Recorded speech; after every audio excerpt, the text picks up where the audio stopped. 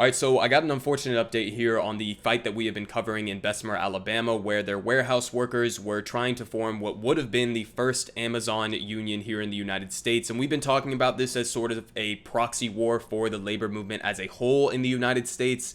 And unfortunately, this is one battle that we lost. But I think it's important to cover the context of this, cover what happened, what went wrong, how Amazon played a role with their illegal and aggressive anti-union busting practices, and analyze the entire situation, as well as some of the good things that we can take away from this, because it's not all terrible. But we need to talk about what happened in this entire situation so that we understand it moving forward. Because again, these fights, these unionization efforts, the direct action, the on-the-ground organizing work is the most important work that needs to be done for the left in the United States and around the world. And this is going to be an ongoing fight regardless of this outcome in this specific instance. It's something that we have to continue fighting for. And so here's what we have. Amazon union vote fails in Bessemer, Alabama as union calls for investigation. So Amazon has won the first round of its fight to squash a union in Bessemer, Alabama warehouse. Hundreds of contested ballots remain, but Amazon has reached the minimum threshold of 1,600 no votes needed to prevent workers from joining the retail, wholesale, and department store union.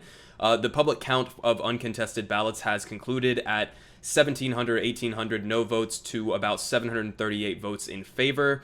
The good news is that roughly 30% portion voted yes, signals a minor victory in the opinion of some labor experts. The union will keep fighting and workers have made headway. So yes, 30% portion, and that is not including the ballots that have been contested by Amazon, so it could be somewhat higher than that. And again, they're pointing out that yes, this is somewhat of a step in the right direction. It's important to understand how much of an underdog fight this was from the beginning, okay? We're talking about a tiny couple thousand group in a warehouse in Bessemer, Alabama, taking on literally one of the most powerful and literally the wealthiest person in the entire planet in Jeff Bezos, alongside Amazon, which is a $1 trillion company, one of the most powerful companies in the world. So this was an underdog fight from the beginning. It was an uphill battle, and it's one that they did well in.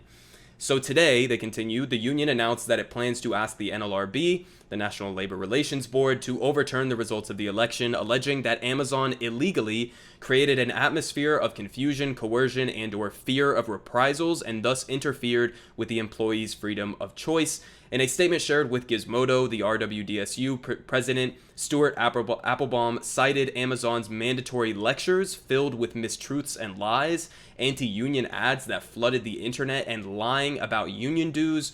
Amazon has misleadingly suggested throughout the election that voting in favor of a union would force workers to join and pay dues. Applebaum also pointed to the mailbox which the USPS installed on the warehouse premises at Amazon's behest. So that was an interesting key part that kind of came into the picture at the end that we recently found out about, which was basically the NLRB said, no, Amazon, you actually can't place your own ballot drop box on site location.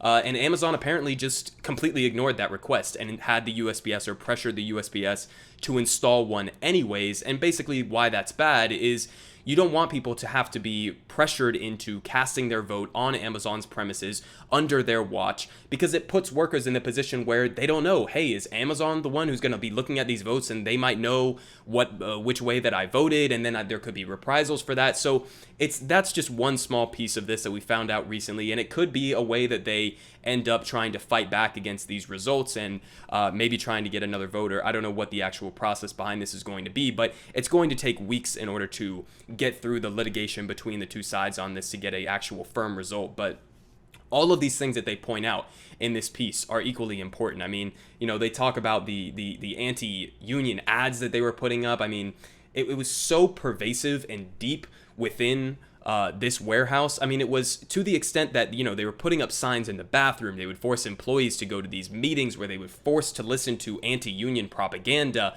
They were lying about the unions and what they can provide for people. They were implying that, hey, maybe if you vote yes on this union, we might have to shut the location down. I don't know. Then maybe you won't have a job. All of these things, by the way, are supposed to be illegal. Okay, I know we have gutted labor protections in this country, but all of these anti-union or union busting practices are supposed to be illegal. You're supposed to have the protection and ability to organize without that pressure exerted on you from the corporation. That's how it's supposed to be. And all in all, I mean, this is really just part of this broader picture of union busting practices that corporations have been using for decades and that have resulted in the low union participation rate that we see right now in the United States. And so it reaffirms the necessity, most of all right now, for passing legislation like the PRO Act. Joe Biden hinted that it might be included in this next infrastructure package. If so, I 100% support that. I think it's urgent that it is included in a package like that or passed in some way, one or another, because the PRO Act, the Protect the Right to Organize Act, basically is designed to crack down on all of these things that they just listed, that the Amazon union or that the Amazon corporate side of it was practicing in these union efforts. And again, it was so ridiculously pervasive, you wouldn't even believe it. I mean, it got to the point where union organizers were trying to stop cars who would basically, there was a ramp that left the Amazon facility and there was a stoplight at the end of that ramp. And so as workers were leaving their work, they would stop at the red light and they would have the opportunity to talk to union organizers. And it was so pervasive, the interference in this organizing effort. Amazon lobbied the local government to change the traffic light patterns at the end of that exit point for the warehouse so that workers would not have the time to stop to the warehouse workers. So when I say it's pervasive, it was insanely pervasive. They hired fucking Pinkertons. If you don't know anything about Pinkertons, go look them up in the history of their union busting practices in the United States. I mean, every evil and convoluted thing you could possibly think of that Amazon could have done to try to break up this unionizing effort, they did.